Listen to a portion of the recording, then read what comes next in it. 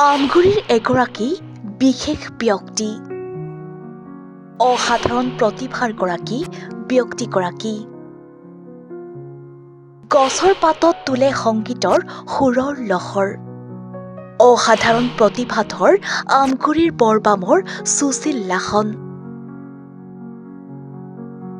শিৱসাগৰ জিলাৰ আমগুৰিৰ বৰবাম অঞ্চলৰ অৱসৰপ্ৰাপ্ত আৰক্ষী বিষয়া সুশীল লাহন বিৰল প্ৰতিভাৰ গৰাকী।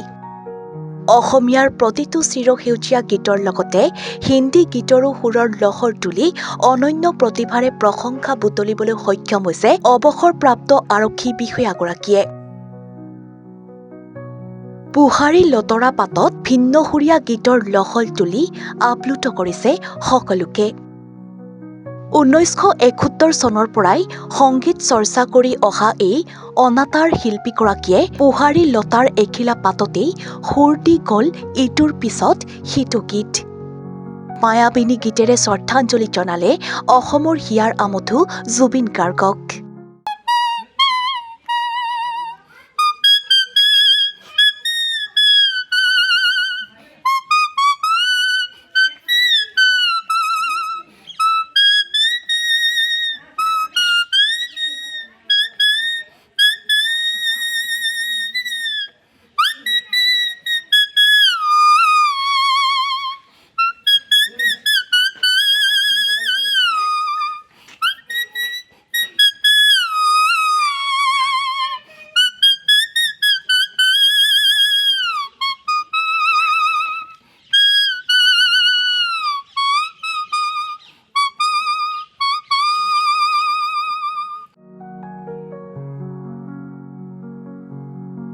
নিজৰ এই বিশেষ প্ৰতিভা নৱপ্ৰজন্মৰ আগ্ৰহীসকলক শিকাই যোৱাৰো আশা ব্যক্ত কৰে শিল্পী সুশীল লাহনে।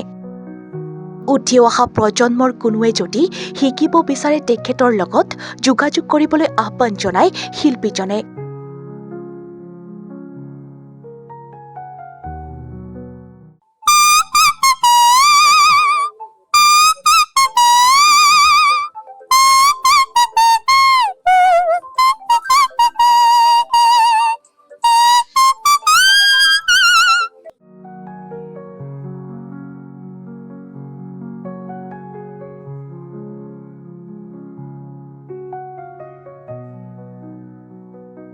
আমগুৰিৰ পৰা ৱাকিল আহমেদৰ ৰিপৰ্ট, এনিভাৰত 24।